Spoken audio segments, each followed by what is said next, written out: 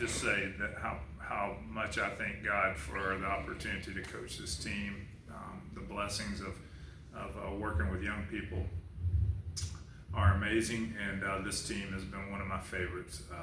See how they work through adversity, and they're winners in my book, no matter how today ended. But as far as the game goes, we needed Kennedy to be less than perfect, and she was perfect, and she's very good anyway. And that just didn't. I thought our girls came ready to play. Lillie went toe to toe, completely different pitching styles, but went toe to toe with her for a long time until we broke down a little bit on defense. But she never wavered. What a way to go out for her. Couldn't be more proud of her. And I'll say this too, obviously we know what Shaylon Govin is about, and I'm really proud of what she's done and how she's led this team. But the very best leader I've ever had on a team is the reason she's in here is Dorian Orme, and the reason we're together and a glue. She's the glue of our team, and she couldn't give us what the golden arm she was blessed with was once able to give us, but she has been a major influence on this team. So I thought it was only apropos that she's in here in this meeting. So very proud of them, proud of the team and the way they fought in this tournament, knowing their backs were against the wall. Lillie, just tell me how you felt there, because you look sharper than you did yesterday. Did you feel better today than you did maybe yesterday? Yeah, I did. I knew that coming out yesterday I didn't really have my best stuff, and so knowing kind of what was on the line, I felt like I had the capability to come out better, and so yeah, I think I was able to show that, and I'm pretty content with the final performance. Shaylon, obviously it's always tough when you're facing one of the best pitchers like Nyjah there. What was it like there? And then in the seventh against Chloe, you got a rally going. Yeah, you just have to have a plan when you go against Najee. Everyone knows what she's going to throw, but it's hard to execute because she's that good. So, just kind of going through that, we were trying to get on her, and as Coach Moore said, she did really good. She was one of her best today, and so just going with Chloe Rossetto, we knew that we had to string some hits together, and so, in my at-bat, that's exactly what I was trying to do. I was just trying to be a leader for the team and get something going. So, for the three players, what's it been like wearing that uniform and playing for him? Yeah, I think it's a dream. Being a transfer, coming here, it truly is a dream to play under him. Shaylon said it before in interviews, and I'm going to say it again. It's more than playing just for a coach. It's like playing for a dad. So disappointing him is hard. It's like, dang, it feels like you're disappointing your dad, but he is there for every turn, whether it's good or bad. He's going to uplift you, and he's always in your corner. So playing with Baylor across your chest already speaks volumes, but knowing that your head coach is Coach Moore says a lot more. So it's been a pleasure. Wow. All right, I might get emotional.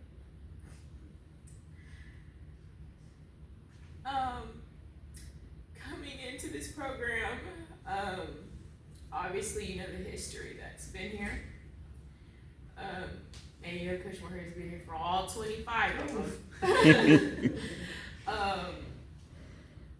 And so coming in, I definitely had a different mindset of what he would be like. I thought he was definitely going to be mean, but he's the exact opposite of that. Can be.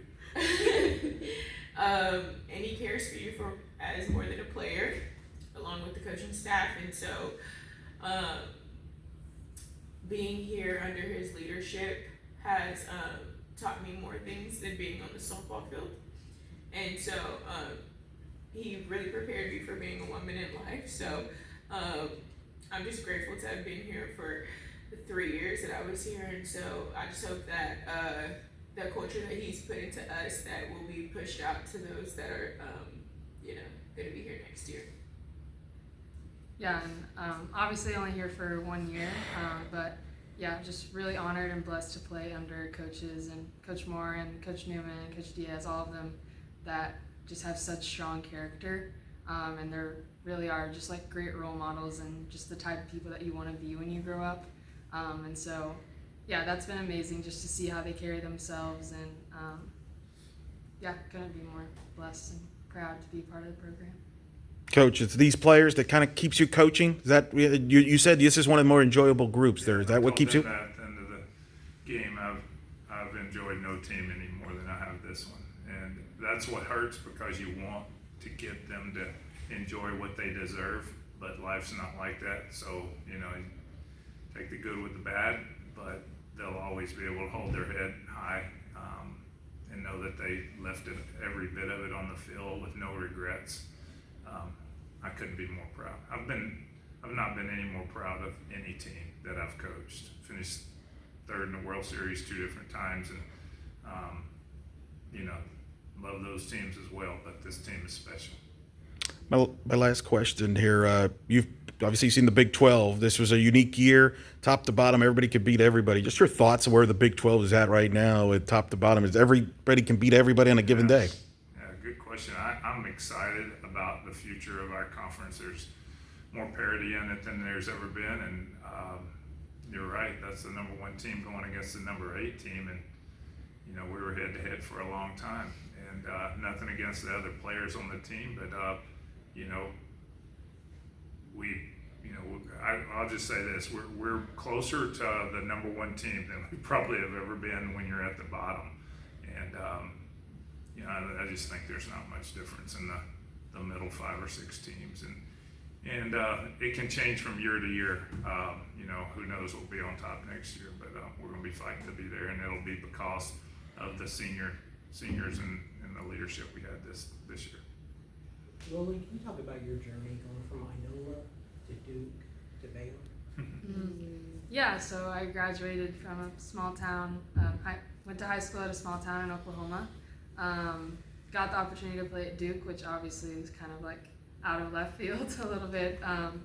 And so obviously a really high achieving academic school, which is something that I was really, I was trying to keep a high priority. And so went there and had a lot of success. I think I committed to Duke not knowing if we were going to be good as like a new program. And so getting to get to NCAAs and then the World Series my senior year was like really, I don't know, one of the highlights of my career, obviously. And however, whenever I was there, I played more of a closer role and wasn't really relied on as much. And so I ended up redshirting my freshman year, and so I had another year to compete, and was taken in the Baylor program, and yeah, just taken on a completely different role, and probably one that I never would have imagined stepping into Waco. So yeah, it's been a blessing, and feeling really content with how I ended my career. I've learned so much and met so many amazing people, went to so many amazing places. So yeah, it's an emotional ending, and a lot goes into what the product that we put out on the field. But yeah, I'm really proud. Does it feel appropriate ending on this field? You get to play in the World Series here, you get to finish your career here, and you probably played here when you played for Elite too, right? Yeah, I didn't play here before college, but I've definitely been here growing up, coming to watch World Series, and that's kind of where that dream was born of like, I want to do that, I can do that. And so, yeah, World Series, biggest stage, and then ending here at a really, really competitive conference tournament. It's kind of full circle. What about for kids in Inola? I mean, you said Inola is a small town. It is a small town. What about those kids that followed you during your career? I know there's kids in Inola that follow you now. Yeah, I give them lessons and stuff, and so getting to build those relationships with the younger generation is awesome. I think one of the biggest things I try to instill in them is that you can have talent, but I think the work ethic and the just skills, the controllable skills, are so important. And so that's what I attribute a lot of my success to, is that I outworked a lot of people, and I did a lot of things that not a lot of people did to get to where I am. And so that's just kind of what I try to give to the next generation, is that it's not only talent. You can't rely on talent for very long.